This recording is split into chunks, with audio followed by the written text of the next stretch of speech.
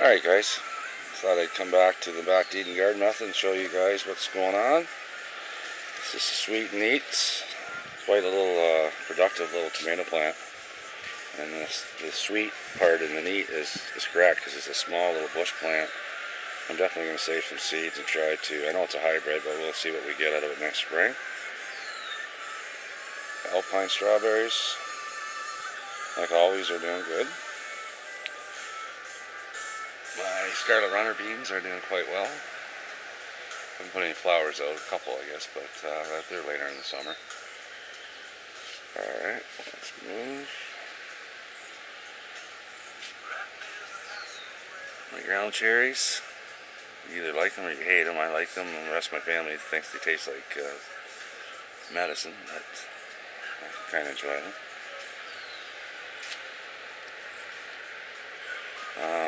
Oops, sorry about shaking. Goji berry I grew from seed. I don't think I'll get any berries this year, but they're growing quite well. My 3-in-1 blueberry tree. Every day we come out and get loads of fresh blueberries. Very, very good. My 3-in-1 Asian pear tree I planted this year, I got at Lowe's clearance, $19.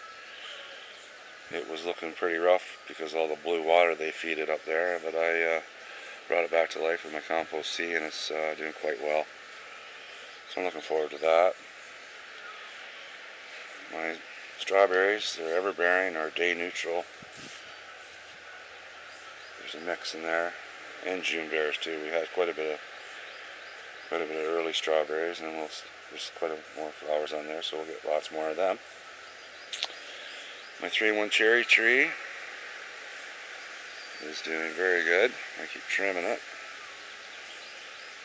They're Hascat berries. They're a honeyberry. They're one of the earliest berries to fruit around here. Apparently they're quite a berry. If you guys want to look it up, Hascat. I'll maybe put the caption on the screen. More Hascat berries.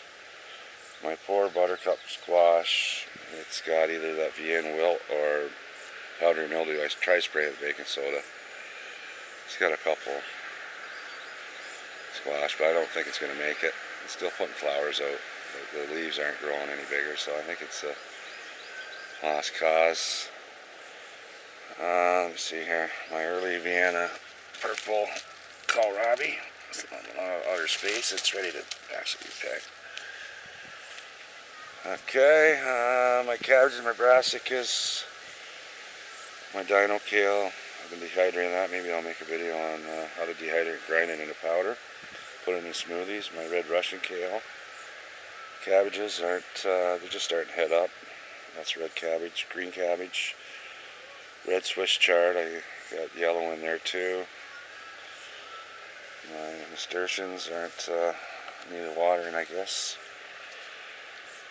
Okay, keep going. There's lots of loads. I did an experiment earlier and just put fish fertilizer and no compost tea, but now I switched over back to compost tea on this one too. Loads of cherry tomatoes or sun golds. Not sure if you can see that, but we even get lots of them on really nice trusses of tomatoes. Carrots. These are my early ones. We've had a feed already. More dino kale, red Russian kale. These are my later carrots. Well, let me see here. Let's see if I can't get you a carrot. We'll see. Alright, there's one there. Let's pick that up. I'll get it out of the way for you. If I can get it out. There we go.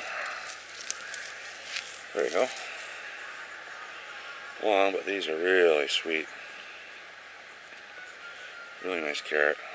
Alright, so that's going to be my lunch. Yeah, the back to Eden garden method really works well. You just gotta, it's a pain in the butt when you have to, see, I pulled all my garlic, and then you just spread the chips off the sides, or move them off, and there's Blue Lake bush beans are just coming up for my later crop. Garlic, I've got a whole whack of it in the basement already dried. I'm going to pull all this up probably today. Poblano peppers, they're huge. This is the first time I ever grew them. They're putting on lots of flowers, and I'm getting lots of little ones. So, my green bells, actually these are yellow California wonders, but yeah, they're doing good. Banana peppers, like normal, are crazy. There's yellow Swiss chard. Very, very tasty. If I keep the finches off, the tops eating them. They're great, steamed up, and a little bit of olive oil, garlic. Habanero peppers. More Hungarian wax. As you can see, there's the poblano flowers. I'm going to have lots and lots of them. First time growing them. Lots of tomatoes. Alright, let's move around here. Sorry if I'm shaking. I haven't got my tripod. Alright. I'm going to let that go see. That's volunteer lettuce. There's some rosemary, parsley, basil, some thyme. Another volunteer, excuse me, I got gas. Volunteer lettuce. There's a flower I just, zucchini flower I just picked, and I hand pollinated that little, that's a little female in there. I don't know if you can see that. So hopefully that'll take. And lots of flowers. I plant these late after I pull my lettuces. My black prints are delicious. I've got lots of them so far. Every day we come out and pick 3 or 4. I had early, what's it called? Early blight, I guess. But it's outgrown it. Yeah, usually it's just because of the wet spring we had. Yeah, these are like 7, 8 feet tall now, these heirloom tomatoes. They're slowly catching up.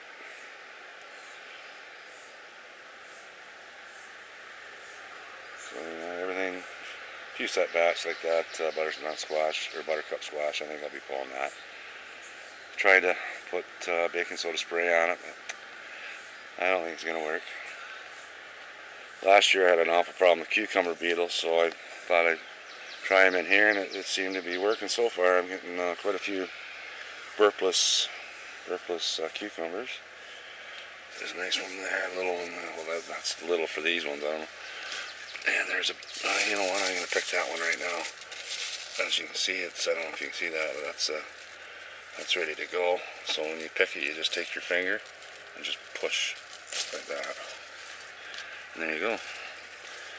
There's a little balsamic vinegar, and with that carrot, there's my lunch. So it's working, whether or not because I put nematodes, beneficial nematodes in my soil last year or not, whether it killed all the cucumber beetle larvae, I'm not sure, but apparently these burpless don't give off the chemical that the cucumber beetle are attracted to. Raspberries are doing really well. These are last year's canes. That looks sickly, but I've got tons. That's last year's canes. I'm going to pick that out. And all these green ones are this year's canes that you can see. I'll get more raspberries in the fall. So yeah, everything's going good. The back Eden garden method really works. It really cuts down on the watering. Maybe I'll give you another update in a couple weeks after some of these. I had a really poor fruit set on these too because of the cool spring on these heirloom Brandywines. I might have to switch different heirloom beefsteak next year because they're really not that productive, the Brandywines. Although these black princes are delicious, and they really produce well. Alright, there you go, guys. Back to Eden garden method. It works, as you can see. And we'll keep you updated. Maybe once the cabbages start forming and poblano peppers start coming out, I'll give you an update. I'm anxious to see how they turn out. I've never grown these poblanos, but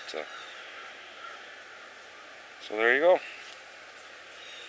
Hope you enjoyed it. Rate, subscribe, and leave comments or any questions. Just ask me and I'll try to answer it. Okay, happy growing, guys, and we'll see you next time. Alright, bye for now.